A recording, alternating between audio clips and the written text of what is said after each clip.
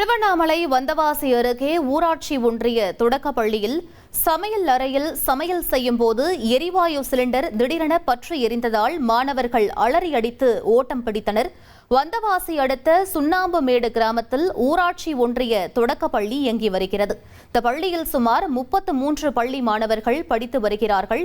இந்நிலையில் 1 மாதம் விடுமுறை முடிந்த பிறகு பள்ளி மாணவர்கள் பள்ளிக்கு வந்த நிலையில் மதிய உணவு சமைப்பதற்காக சமையல் செய்பவர்கள் சிலிண்டரை பற்ற வைத்திருக்கிறார்கள். அப்போது திடீரென சிலிண்டர் கசிவு ஏற்பட்டு தீ பற்றி எரிந்திருக்கிறது.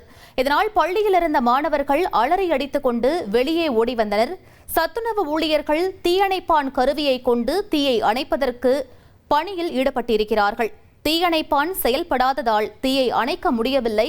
அவர்கள் தவித்திருக்கிறார்கள். பின்னர் அருகிலிருந்த பொதுமக்கள் உடனடியாக பள்ளிக்கு சென்று எரிந்து கொண்டிருந்த சிலிண்டரை ஈர கோணிப்பையை போட்டு மூடி அணைத்தனர்.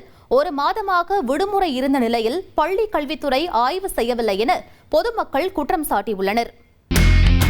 இனி செல்லும் இடமெல்லாம் செய்தி. தந்தி டிவியின் வாட்ஸ்அப் சேனலை ஃபாலோ பண்ணினா செல்ல இருக்கும் இடமெல்லாம் செய்தி. இதோ QR கோட் இப்பவே ஸ்கேன் பண்ணுங்க, ஃபாலோ பண்ணுங்க.